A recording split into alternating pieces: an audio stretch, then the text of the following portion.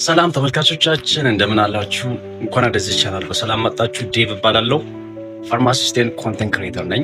ያው ለዚህ ቻናል አዲስ የሆናችሁ ሰዎች ሰብስክራይብ በማድረግ ኦር ፎሎ በማድረግ whatever it is ደስ ያላችሁ ነገር በማድረግ ፋሚሊ እንድትሆኑ ያው ጋብዛችኋለሁ ማለት ነው። ዛሬ ያው ማንሳት የፈለኩበት ነገር ቢኖር ምንድነው ስለ ለውጥ ነው። እንግዲህ በህይወታችን ውስጥ መለወጥ የማንችለው ነገር ቢኖር ራሱን ለውጥ ነው ይባላልና ብዙ አይነት ለውጦች አሉ በላይፋችን ውስጥ።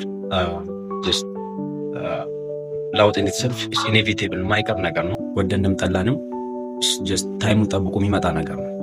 ብዙ አይነት ለውጦች አሉ። ላይክ ዩ ኖ ፋይናንሻል ለውጥ አለ፣ የእድሜ ለውጥ አለ፣ ፊዚካል ለውጥ አለ፣ ኢንቫይሮንሜንታል ቼንጅ አለ። whatever it is እነዚህ ለውጦች ይሆናሉ። በቃ አንድ ሰው በህይወት እስካለ ድረስ እነዚህን ለውጦች ያስተናግዳል።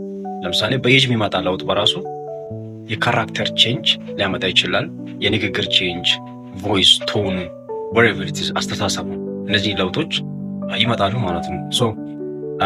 ማድረግ ያለብን ነገር ምንድነው? ጀስት የኔ አስተሳሰብ ከሆነ ደግሞ መቅደም ያለበት ለውጥ በላይፋችን ውስጥ ማስቀደም ያለብን ለውጥ ብዬ ማስበው ምንድነው ከየትኛውም ለውጥ በላይ the most important thing is ብዬ ማስበው የአስተሳሰብ ለውጥ ነው፣ ወይንም የማይንድሴት ቼንጅ ነው ወይም ሽፍት ነው መሆን ያለበት ብዬ ማስበው።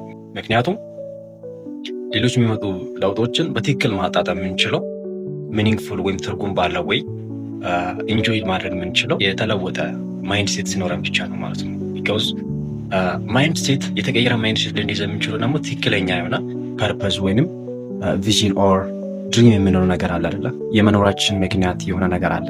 ለዛ ነገር መኖር ስንጀምር የተቀየረ አስተሳሰብ እንይዛለን ማለት ነው። ሁላችሁም ማንበባችሁት ሊሆን ይችላል ኦር ሰምታችሁ ሊሆን ይችላል።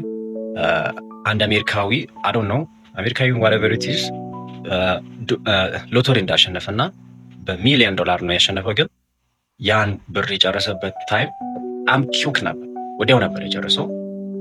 ያ የሚያሳየው ምንድን ነው? ያ ሰው ፈርስትሊ ምንም አይነት ቪዥን አለመኖር።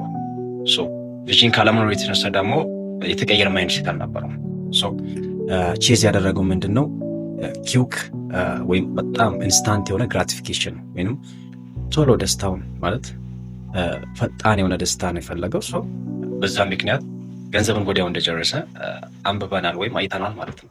ስለዚህ ፋይናንሻል ቼንጅ፣ ፊዚካል ቼንጅ፣ ዋሬቨር ቼንጅ የምንላቸው ነገሮችን ኤምብሬስ ከማድረጋችን ወይም ኢንጆይ ከማድረጋችን በፊት ወይም ኢንጆይ ማድረግ ከፈለግን we need to have changed mindset ማለት ነው።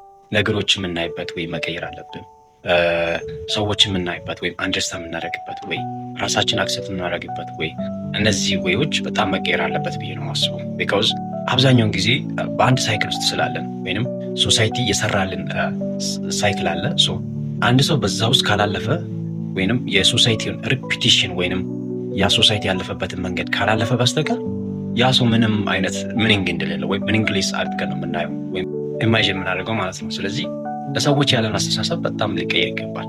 ለራሳችን ያለ አስተሳሰብ፣ ለሀገራችን ያለ አስተሳሰብ ቢካዝ ኤቭሪቲንግ ስታርት ብዬ ማስበው ከአስተሳሰባችን ስለሆነ ማለት ነው።